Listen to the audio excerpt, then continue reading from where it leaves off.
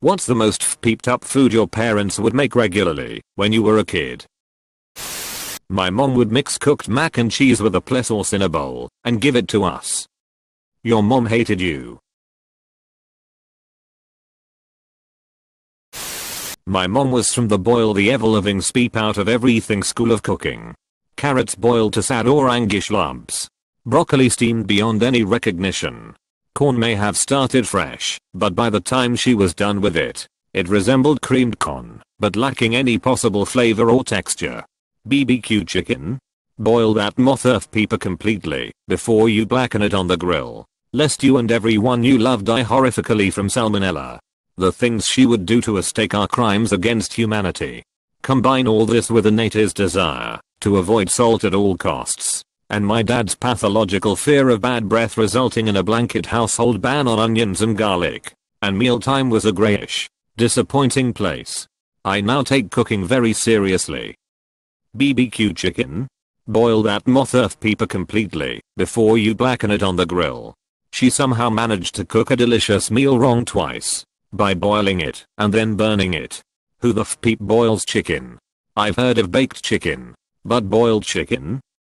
It's only acceptable for chicken you want shredded, for stuff like tamales or enchiladas. Even then, throw some garlic in the water. Paprika soup. No broth. No solids. Boiled water with pepper and paprika. At some point frugality becomes a mental illness. This is my favorite one in the thread so far. At least the other submissions have calories. Even a rotten ham has calories.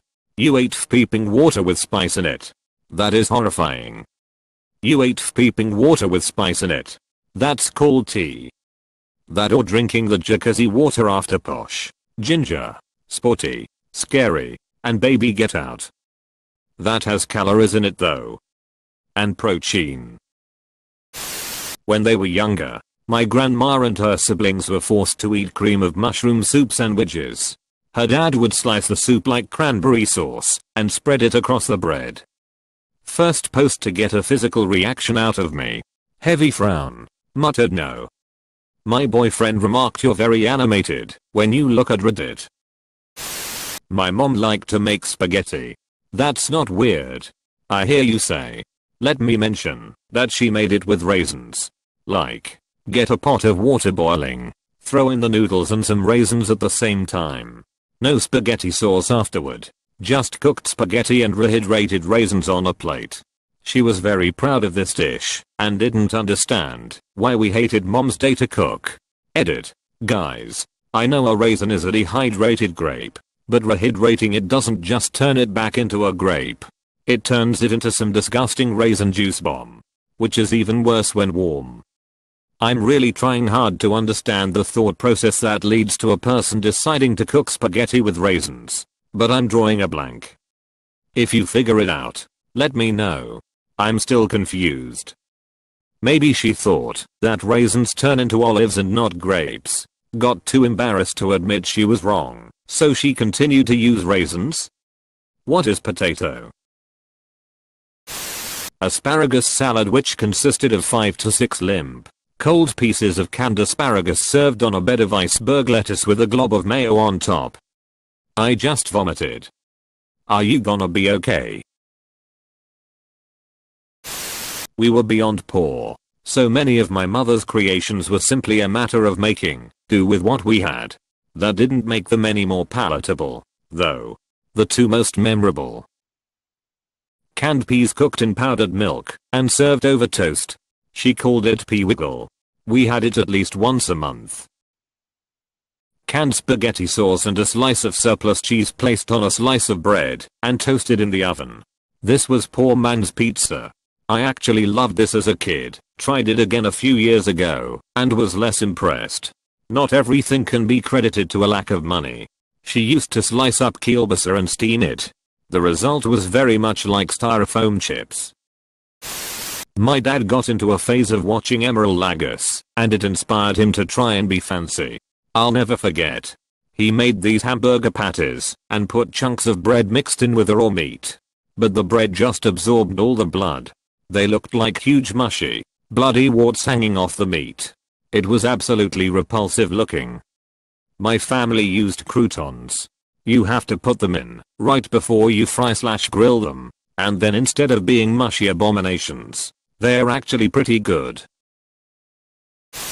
My mom used to make a Vietnamese noodle dish called bun roux, but didn't always have time to make it from scratch, so she often used a canned broth.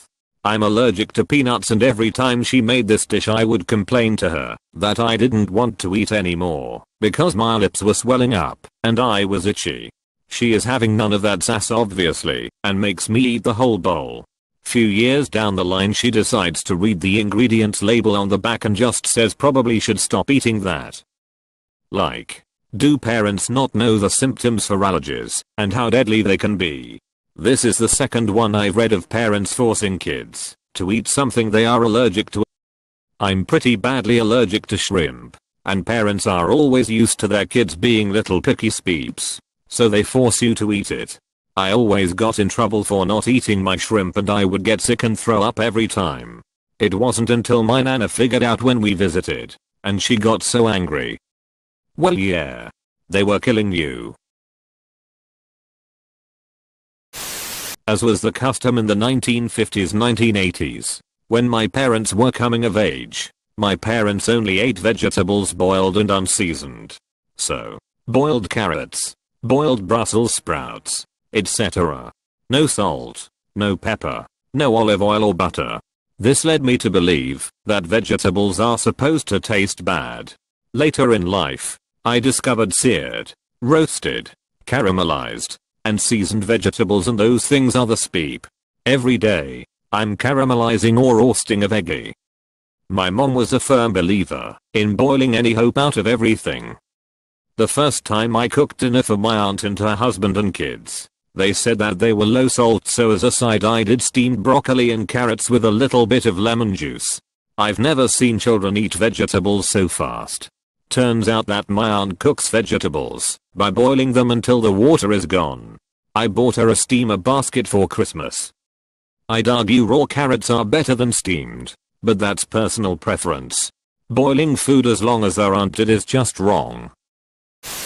Mom would make frozen whitefish, baked in an oven, until it was overcooked and just dehydrated shrunken fillets of whitefish. Then she'd serve it with boiled cauliflower and white rice.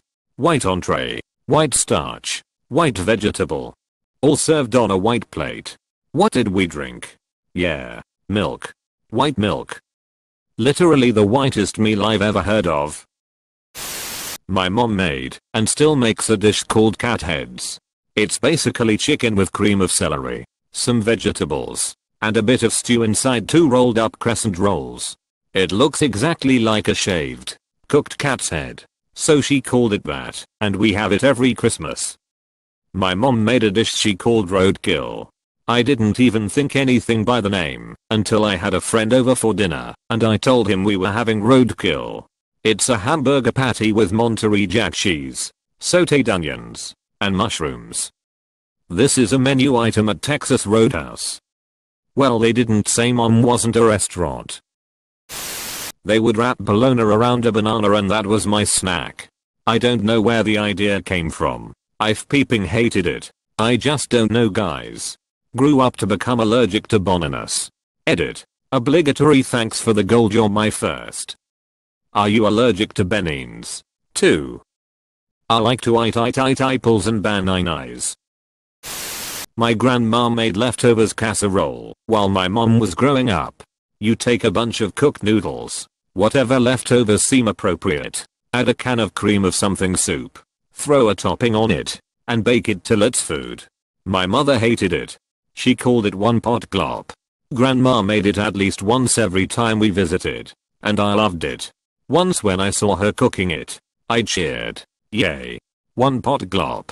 The look of betrayal on Grandma's face was very confusing. I made one pot glop for breakfast this morning. Overcooked steak. Like mother peeping leather tier overcooked. Grew up on a dairy farm, so beef was plentiful. But if we didn't choke down the shoe leather dinner, my mother would have a violent meltdown about how we were ungrateful little bastards. I got everything overcooked. Black steak, black hot dogs, soggy noodles, Mushy Vegas. I didn't realize food could taste good aside from candy until I was a teenager and my friend's dad grilled steak correctly at a dinner I was invited to. I pledged to be a better cook than my parents that day. I am. My mom, God bless her, was not a very talented cook. She tried, but she just wasn't interested and didn't have the knack. At least I got a home cooked meal most nights, so I can't complain. Mom used to buy these awful Polish sausages. She would take a few and throw them in a pot of water with a head of cabbage. Let everything boil for a while and that was dinner. Mom called it bratwurst. I lived in fear of bratwurst my whole life until I was in college. There was a German festival and all of my friends were like, "Oh boy, let's go get some brats." I thought they were crazy. Then someone handed me a real brat on a bun with spicy mustard and sauerkraut and I realized that I had been all wrong about the true nature of bratwurst. That was probably the best thing I learned in college. She tried. She would take a few and throw them in a pot of water with a head of cabbage. Let everything boil for a while and that was dinner. She tried. Does not compute. A dry ketchup sandwich. It was old stale bread that was broken in half for the 2 pieces of bread for a sandwich with ketchup in between them. No meat. No cheese. Just ketchup. If we were lucky, the bread wasn't too stale and the taste kinda resembled French fries. My GF's mom used to be given those when she was young and her parents called it a meatloaf sandwich. Meatloaf sandwich requires meatloaf 100% of the time. That's a sadwick. My mom loved making pork chops, but cooked the hell out of them, so it was like eating rubber. We ended up calling the dinner shake and incinerate. One time my wife and I were at my parents' house for dinner, and she found out we were having pork chops. She just gave an egg okay. Then she tried them, and decided they were quite tasty. Turns out her dad just way overcooks them, and she'd only ever had dried out, rubbery pork chops. My grandfather used to buy tubs of fish eyes and he would put them in all kinds of things. My scrambled eggs used to stare up at me